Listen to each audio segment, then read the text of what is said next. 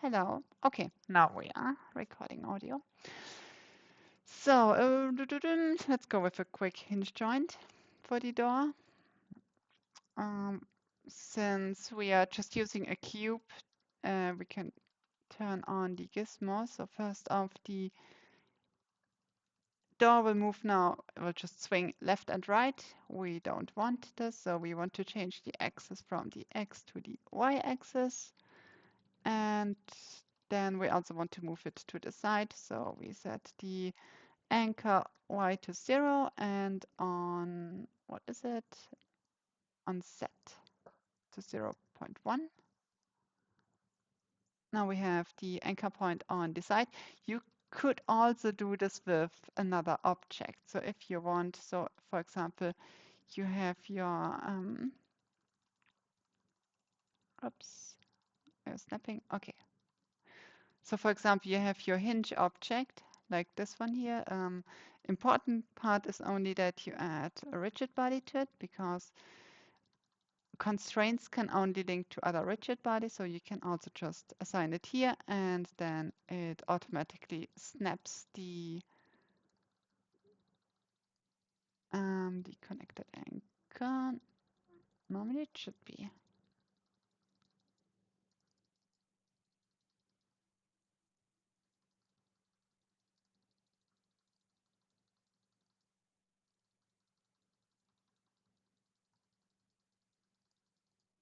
Where are we? Okay, over there. Yeah, but normally you can just do it with the object's origin. And now I always get a quick sphere, turn it into a rigid, not a rig, rigid body. Let's set it to kinematic just for testing reasons.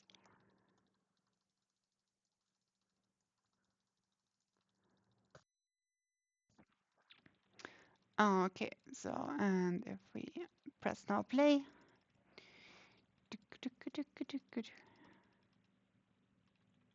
our door is completely freaking out. Yes, because I disabled the auto configurate anchor.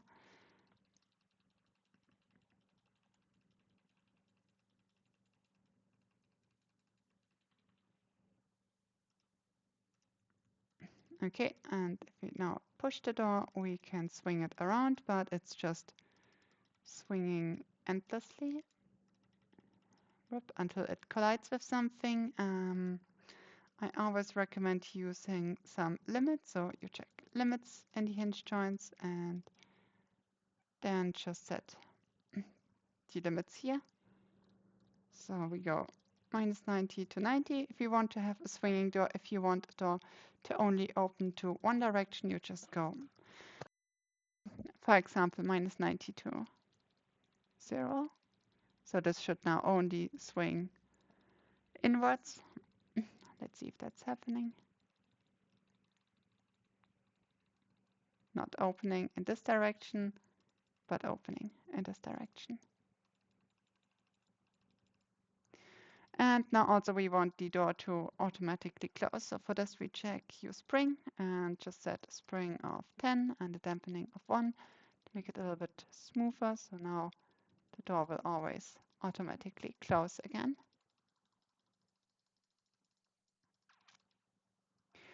Okie dokie. Now let's add the fun part. So we want to define something that acts as our keyhole. So for this, I'm adding simply another cube. And let's make this a little bit bigger.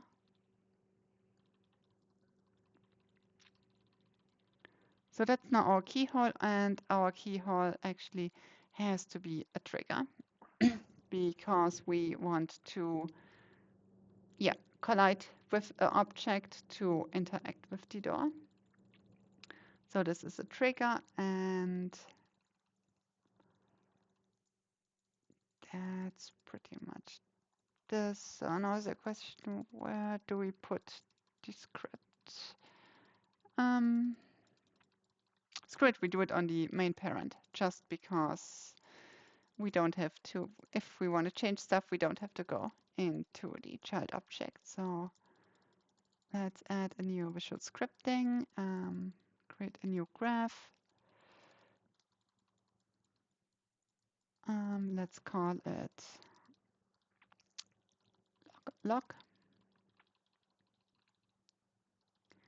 And in here we want to, want to add a new event in the physics category, trigger enter. And then we actually, since the door is not our trigger, we actually want to get the trigger from its child because our door log is the child. So we will search for child, and then we have transform get child index, and then we will use this one here.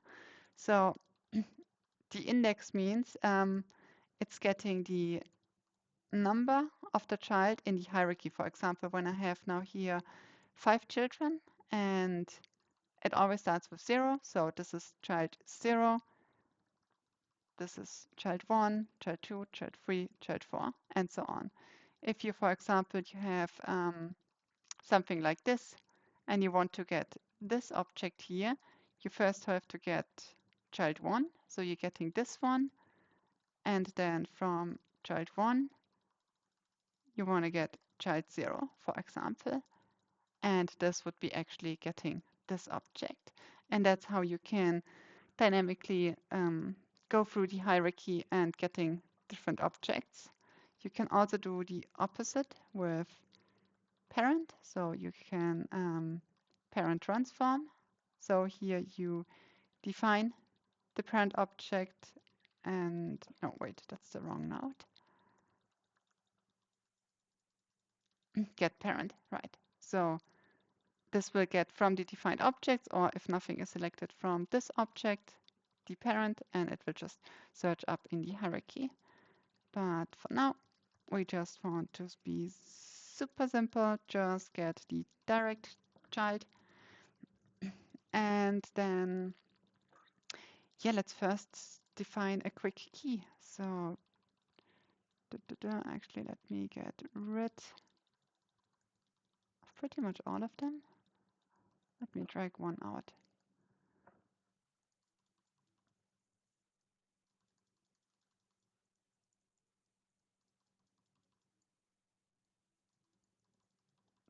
So this will be our key. Let's call it key 01, and this is door 01.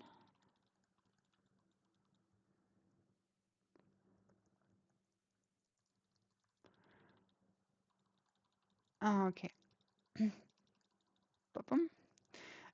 Yeah, so there are multiple ways how you can do this. So for one, we need a rigid body on our key. And normally, if you want to be able to that the player can pick up, you have to set it to layer 20 to grabbable, and that's pretty much everything you need. To make it a little bit easier, most of the time I just turn off gravity and set a higher drag value. So this will just make the object float in the air, but not floating around forever. It's more like it's floating through honey, if you know what I get. Yeah, it has a lot of drag and it won't fly away everywhere. It's easy to pick up because it will just get stuck everywhere in the air. So for example, let me actually quickly change the door direction. Let's get from 0 to 90.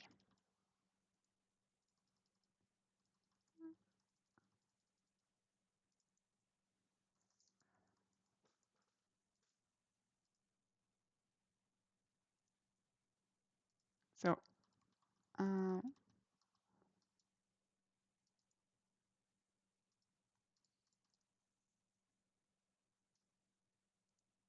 Did I forgot something?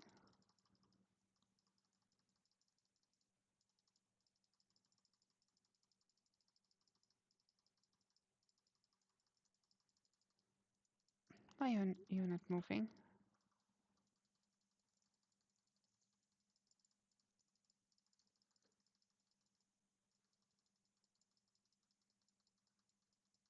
Oh, right.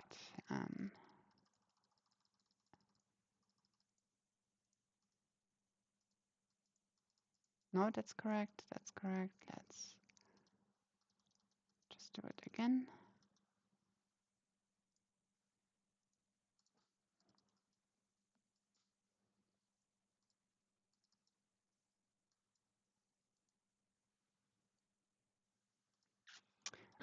I think I don't have here the layer matrix set up. Nope, that's still somehow broken. Interesting.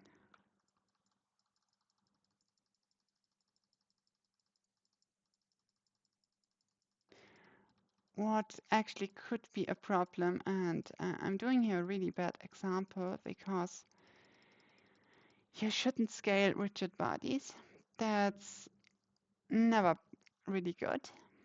You should always try to just use them as they are. So it's best if you, for example, you have an empty object.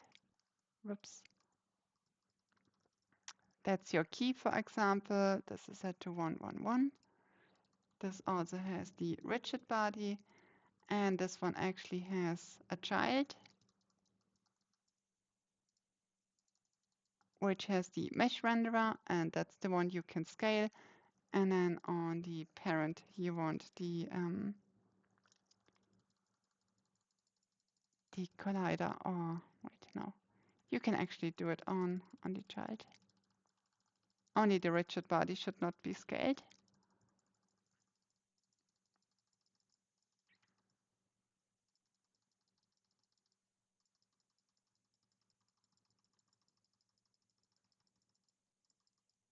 At least it's falling now.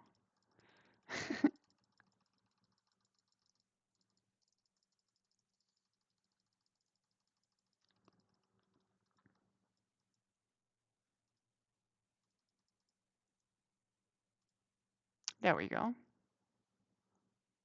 That's a little bit too much angular drag. Let's go 0.5. 1.5 and 1. And now if we move it around, it's just slows down very quickly. Okay, for demonstration reasons, I will turn it quickly into a kinematic, which will mean it's not getting simulated, but it will react as a rigid body. Just let me quickly align this one that I can also hit the keyhole.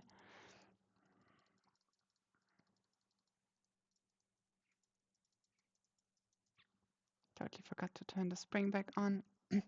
Okay, so now what we want to do, first off, we want to limit the objects that enter the keyhole. So we want to use a tag that only the keys use. For example, yeah, currently you can only use the default tags that are here. So I think until game controller, I would recommend just using the finish tag for the key. And actually, wait, I have to put it on the rigid body too. And then on the trigger enter, we just checking for the tag. So let's go with compare tag. Here we go, and call it finish. And then we do a simple if switch. So that's the first barrier. So it checks if there's an object with the tag finished entered.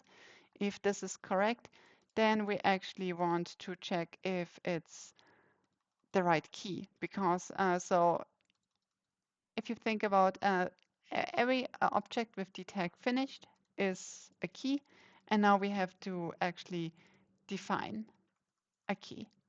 So in this case, we could use the name, for example. So we can also do a game object get name, and then do also equal.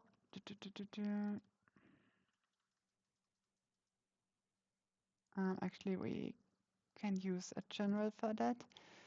So at logic, you can go with equal. So we test is the string, and then we can define a string. For example, key 01, and control F. If this is true, we can actually set on the object that has the hinge joint. Actually, let me turn it kinematic by default, and then we can say kinematic set, when the right key is inserted into the keyhole, then it will set kinematic to false. So let's give this a quick try.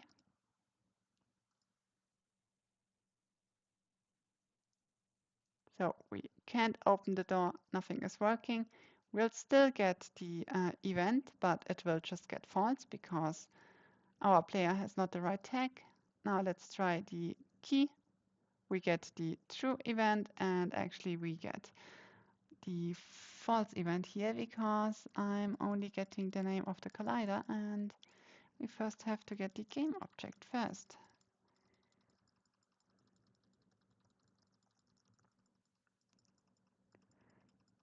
Oh gosh, I never find this component. Always have to go manually through it. Where are you?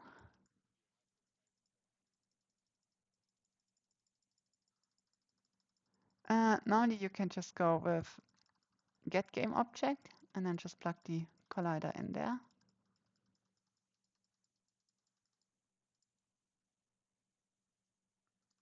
No, you're right.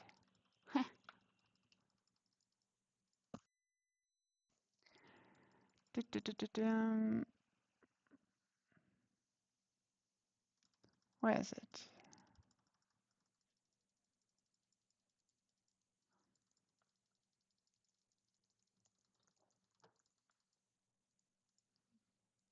Nice one. There it is. Okay, and boop. And it's still not right because, yeah, it's actually the wrong name. And it was the wrong name from the beginning because I'm stupid. This is actually because our collider is on the child. We actually have to get the child's name. But also here we can do the little get child trick. So we, no, actually the other way around here. Here we want the parent.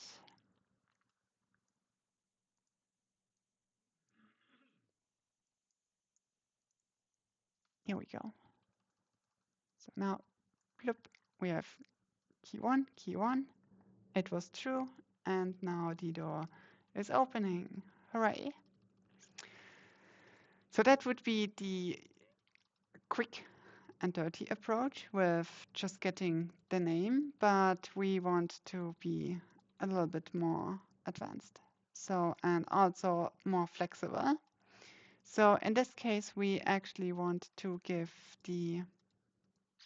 our collider a variable script. So this is just from visual scripting. So every time you add visual scripting to your object, you also get the variable component. And in here, we just add a new variable. We call it key ID. And it's going to be a string. So for example, here we can now say this is ID key 001, for example. And now, instead of getting the game object, we are getting the variable component. So we say, actually, we can just drag this in here, and then we have get variable, and we can just plug in the collider into the object input, and then that's already it. We plug this one in here, and this should give us the correct value. Also, instead of having the key here in the graph directly, I'm adding here a new variable. Let's call it correct key.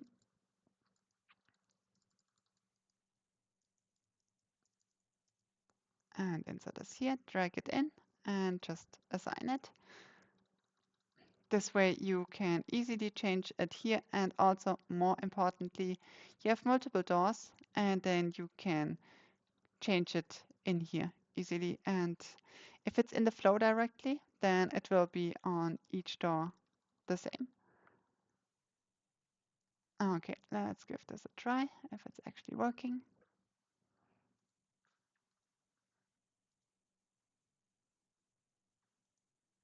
Because I'm not sure if we actually have this allowed. Should work. And boom, and door is open. We have the correct key. And now we can, doors open, unlocked.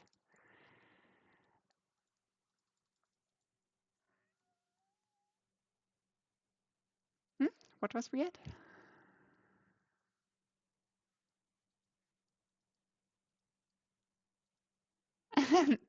No problem.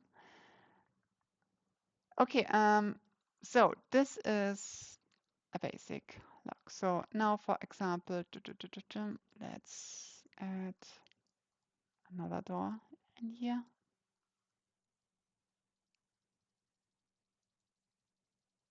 Oh my gosh, I have to clear my library folder. This is annoying. So we have another door. Let's copy this key. This key is getting the 02, and the door is also getting the 02.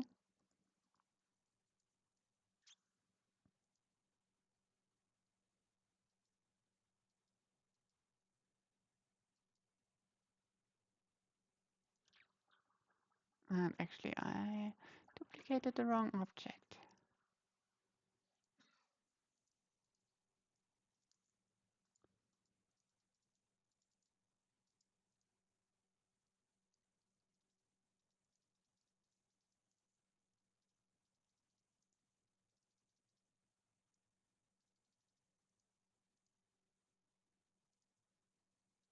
Let me see, do I have anything that's a little bit better?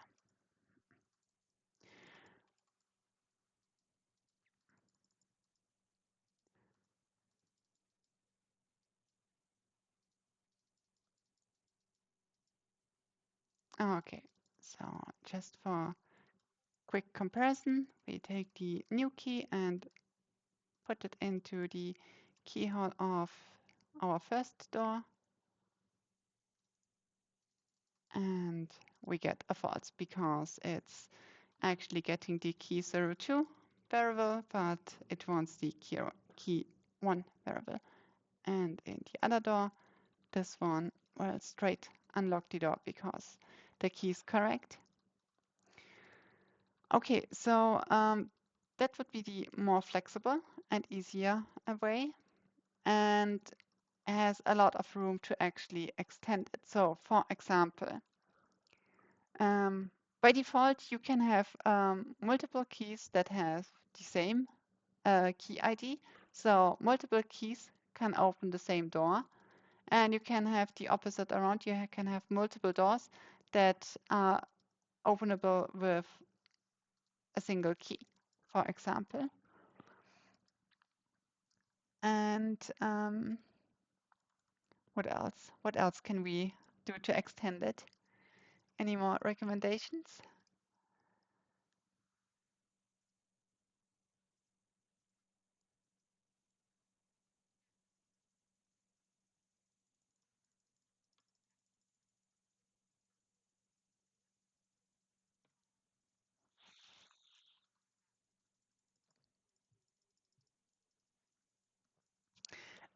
Yes, pretty much. So let's build a quick draw. Oh my gosh, this don't I have Pro Builder in here? No, I'm not going to use Pro Builder. Okay, let's make it manually. That's also fun.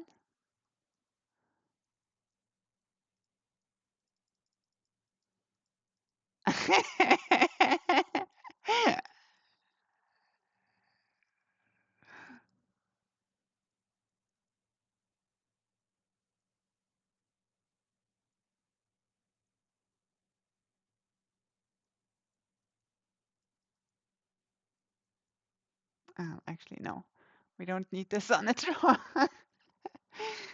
Completely forgot how draws look like.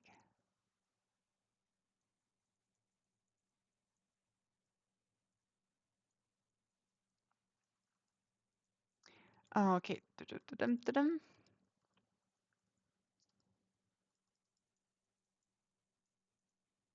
Throw this in here. Let's get.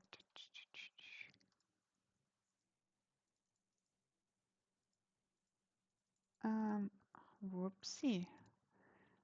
Do we have some negative scaling in here? Oh, that's not good. Don't do negative scaling. Oh gosh, damn it.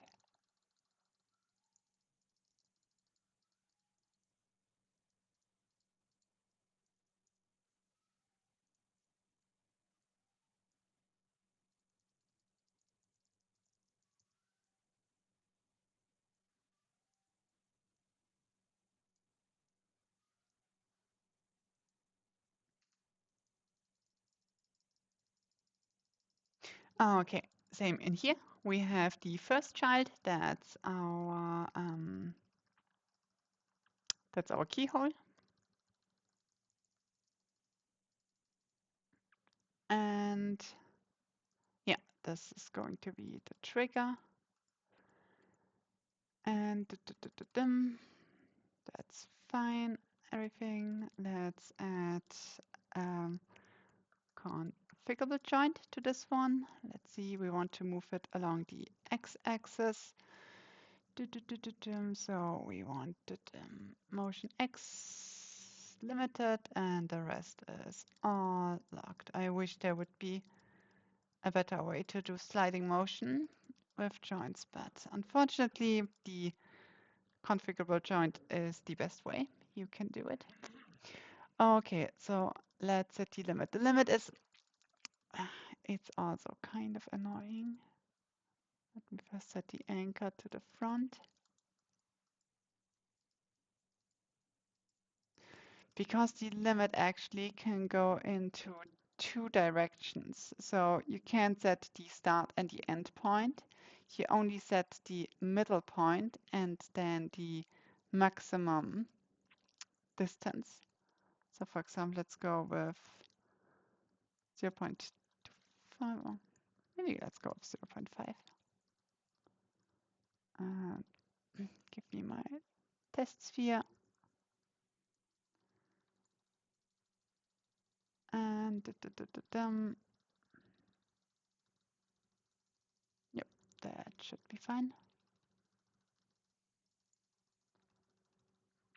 First quick test if the draw is actually working.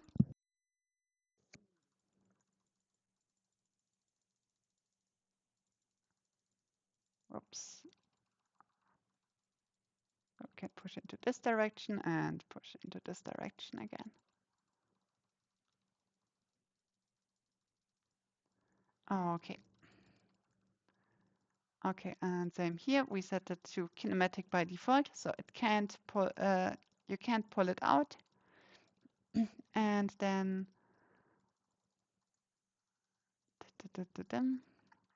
Let's add our visual scripting graph to it. And here we assign our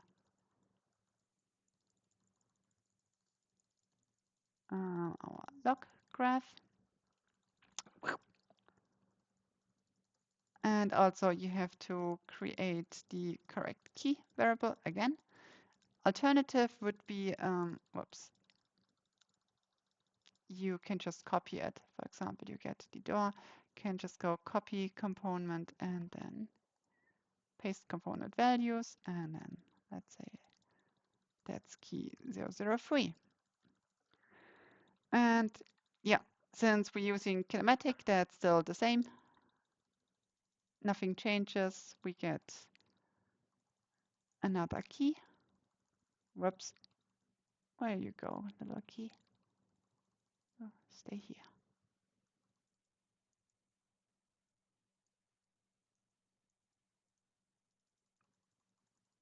And this key is getting the 003.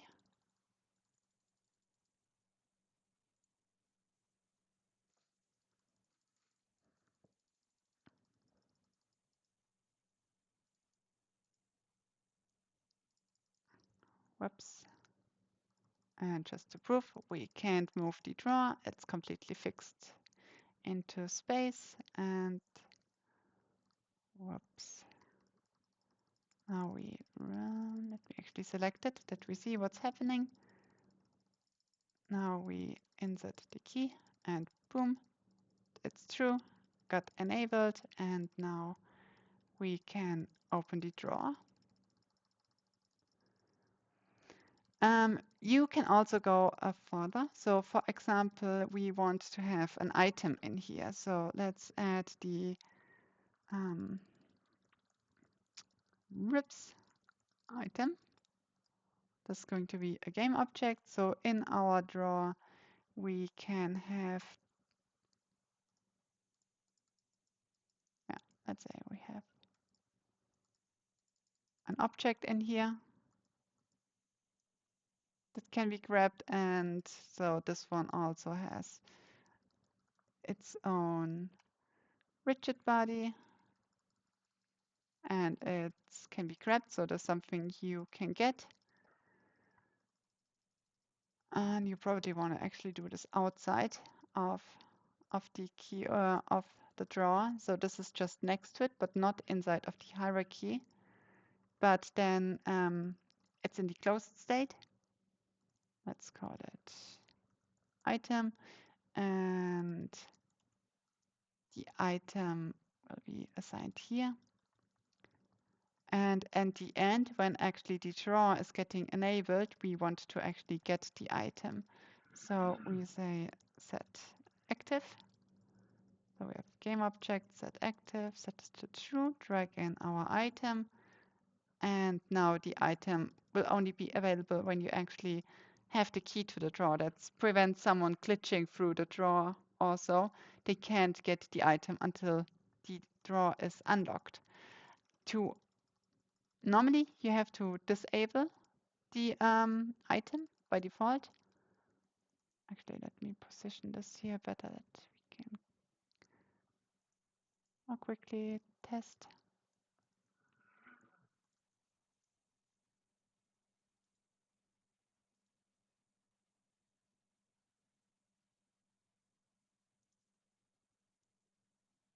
So there's our object. But normally, I want to keep my stuff enabled in the editor that I see actually what's happening where. So for this, we are adding a start lifecycle. And in here, we will just get our item, just duplicate this, and then just set it by on the start to disabled. So this will just turn our item off when we press start, and only when you have the right item to access it, then it will appear.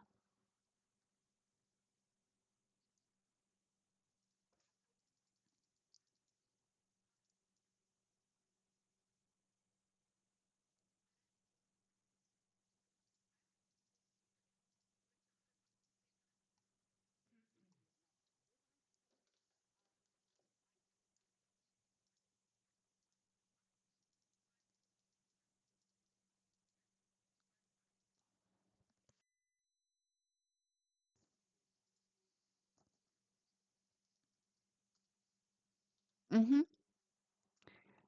So everything you want to trigger that's happening after the box is open is after this if node that checks if the right key was inserted. So all this here is happening after the approval. So here you can, for example, do audio source, and then you can do the what I really like is the play one clip. So this one, it's orange because it's missing an audio source actually on the component. So either your door has directly an audio source. So for example, um, yeah, you can just go quick the audio source and it's still missing a clip. So you can actually assign a clip directly in here. This is working, but I highly recommend going with a variable.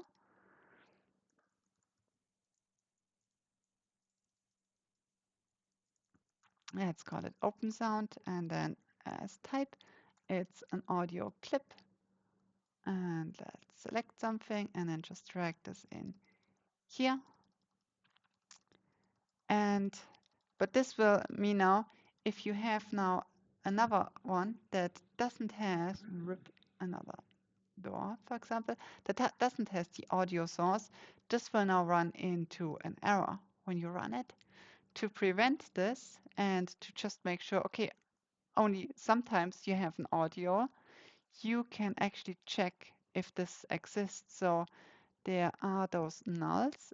So you can do null check, and the null check can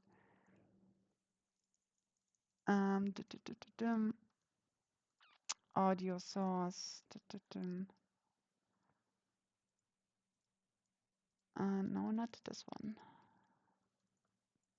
Get component. Damn it. I can't read it. It's outside of the screen. Game object. I think it's this one. Get component. So this one is getting the component from itself because it's set to this type. And here we go with audio source. Let's plug this in here. And only if this is not null, it will play the audio clip. So this is just a little helper to prevent some errors, and it will just stop here if the audio source is not available on the object instead of this object where we have the audio source, everything is fine, and it will play just wonderful. What else can you do? Oh yeah, important, turn off play on awake. If you want to play an animation, you can do pretty much the same straight here. So there are multiple options you can do.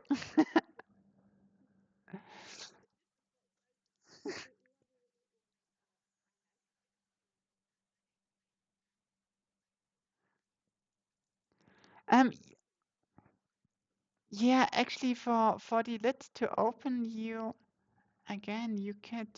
could use just some physics, some joints. So, for example, rip. Yeah, let's make the door open by default.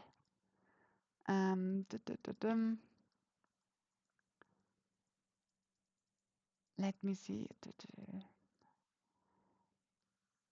if I'm correct.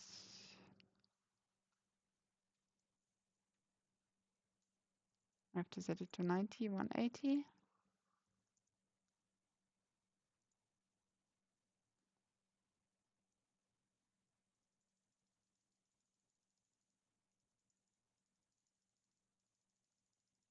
Oh, nope. Oh yeah, also we get here an error because we don't have an item on the store. And here we should do the same. So we do the null check. Check. Do we have an item? We have an item, so it's not null. We're setting it active. And then we continue to the check if it has a sound. And if it doesn't have an item, we skip the part directly and go instantly to the check if it has an audio file. Um, okay, wait, that was messed up. Why do I set the start position?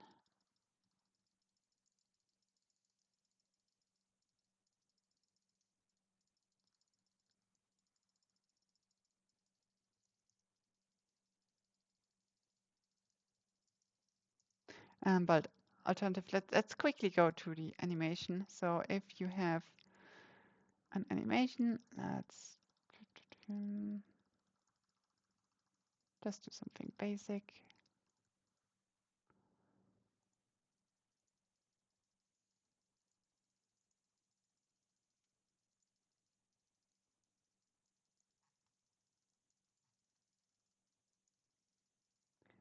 Whoop. Just for example. And also by default, Unity goes with the animator. In older version, you had the animation system like this. It's still working, but yeah, the animator is way more performant and flexible. So let's go with the animator. And if you open it up, by default, it automatically plays the new animation I created. But that's something you don't want. So you want to create an empty state. Just right click and then set the state as default so that no animation is getting played. And now you can just get this name, for example. Let's go back to our visual scripting, and now we can say animator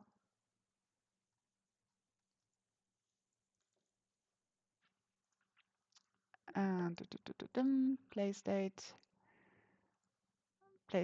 by name, for example. So we can use the name directly. Also, we first have to assign this one again. So again, let's do this only when we have an animator, and for this we're gonna add a new variable, animated object, assign our cube to it, and there we go. And then assign this one also here.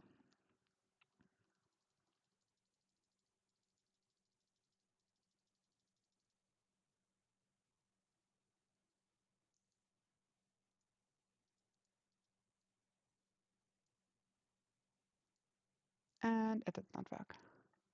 Why did it not work?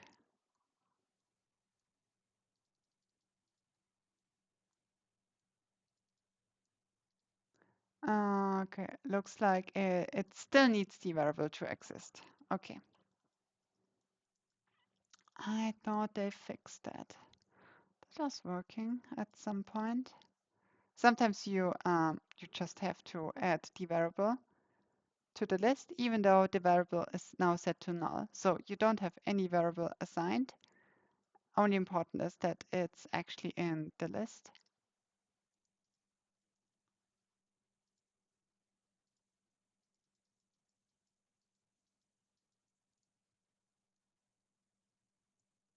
And there we go. And our animation is playing.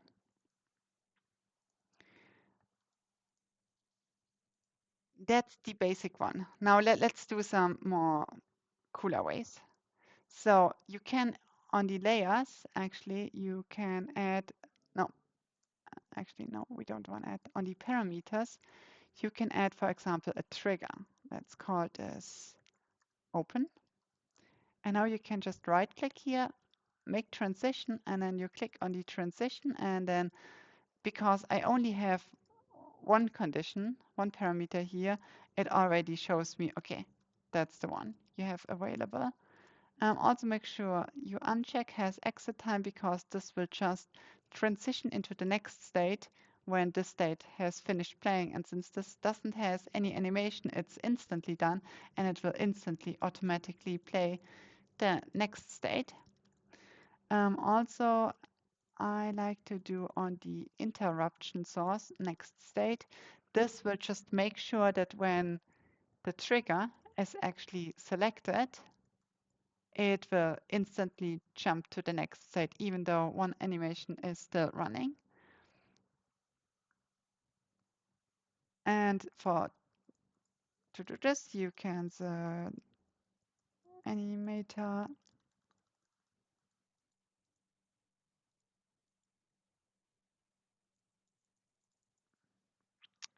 set trigger, and here again we want to set it by ID.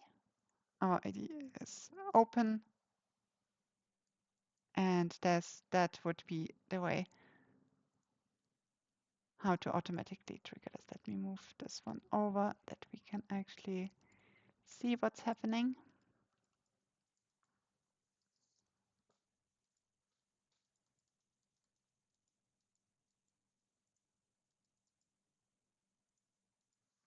Oh, so you see here, the new state is constantly running because it doesn't have any animation. And as soon as we trigger here, the open trigger has set and the animation is playing.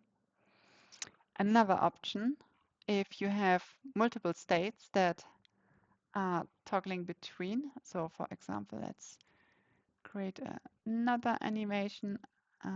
Yes, maybe I should rename it. Whoop. Okay, let's have an animation that goes from here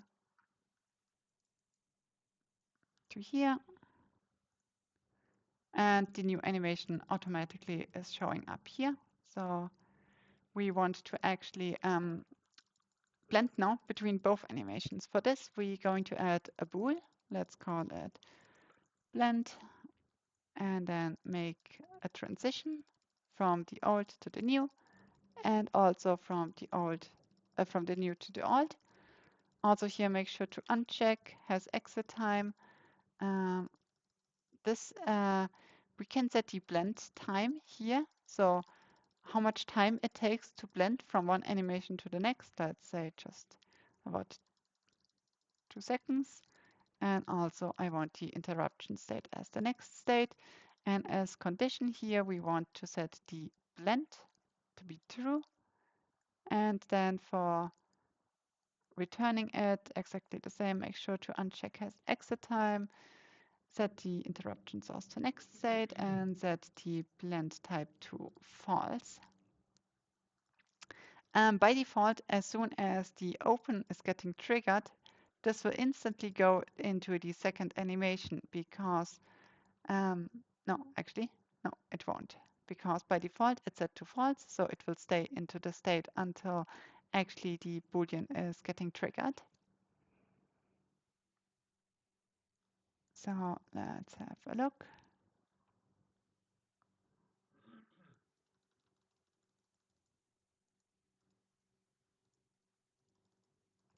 Yeah, wait. Actually, I forgot I had the trigger already activated.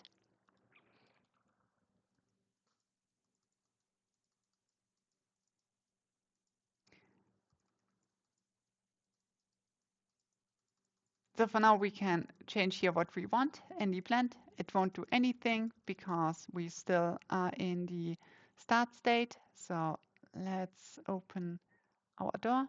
We are in this state, and if we click on blend, it will blend in our second state. And if we toggle this again, it will blend back to our first state. And since this is set to a loop, it will just carry on. So make sure if you do those things to uncheck loop.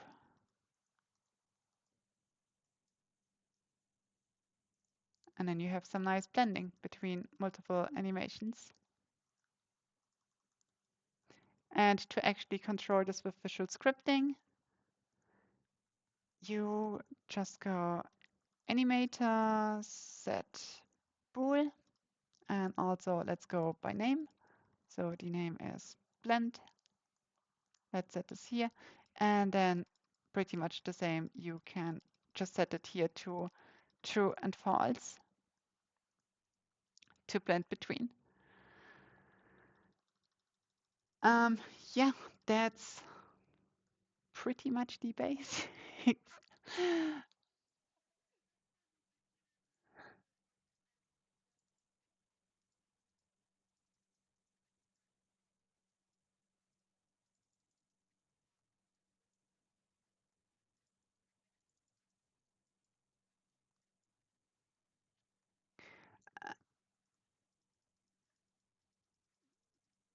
Um, Even better. So since visual scripting is just a JSON file, so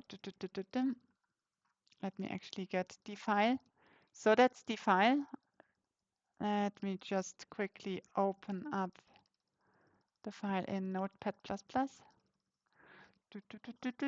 which is incredibly slow since I haven't cleaned my open documents since ages.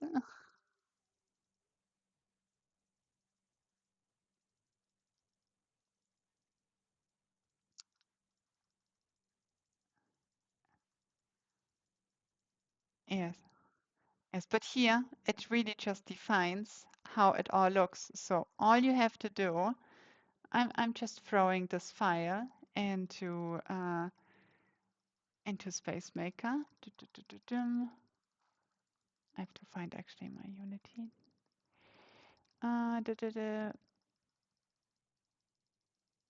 Where are we? So I'm just throwing it in straight here. Wait a second. Actually, I forgot something because the important thing is also the variables you need for it. Because variables, they don't come with it directly. So I'm adding the screenshot. What you could do is if you just make a prefab out of it and then go um, select dependencies and then export. And that's now just a huge mess because I wasn't doing stuff very properly. So that's not really working because that will just mess up your project. But that would also be an option how we can actually easy share predefined setups. So I am still working on an example file that has all the different mechanics in there. Actually, let me see. Do I have here somewhere my sample scene? Oh my gosh, is this a mess? Oh yeah. Okay, so for example here, we have stuff like, for example, a lever.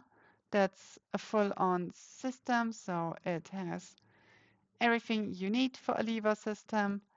You have a part you grab. It tells you when it's on, when it's off, and so on. And yeah, I'm still in the process at just collecting all those small snippets, building prefabs for everything, and then actually, is this doing something?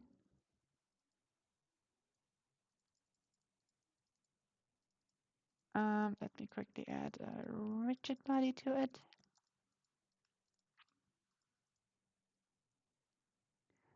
And rip. Yeah.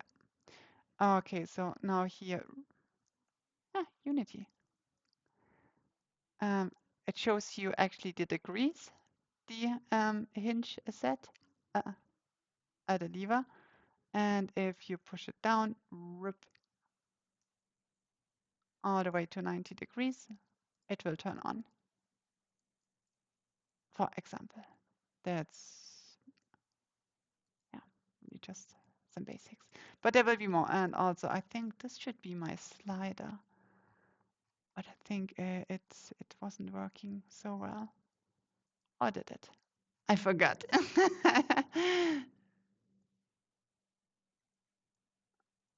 I think it broke somehow. Or did it? No, it wasn't working. Okay, yeah, stuff like this will coming. There will be uh, normal buttons, levers, sliders, all the different things. And also actually on that note, wait, did someone use the scoreboard system I threw in Space Makers at some point? Yeah, if you did and it was broken, that was on me. And there's a new version that is no more broken and is a lot better, has more options, more flexible, and can do everything you want.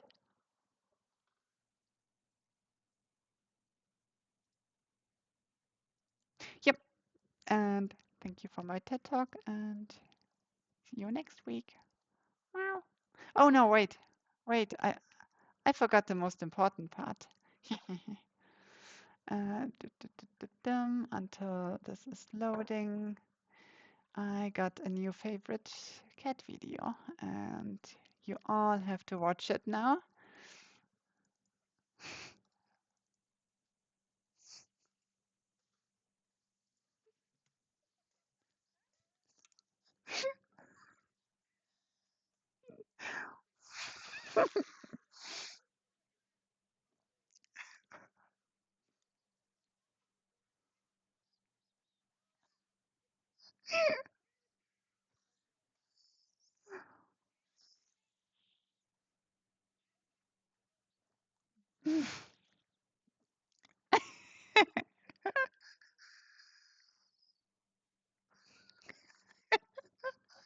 Jesus, cat.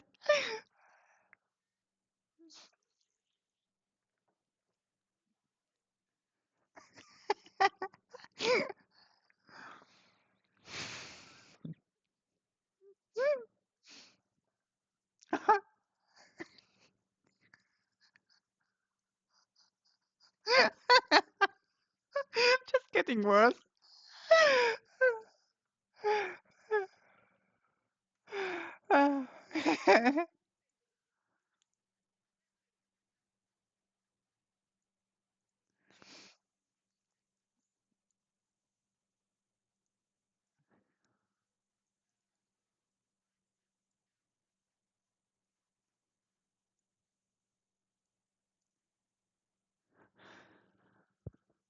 Okay.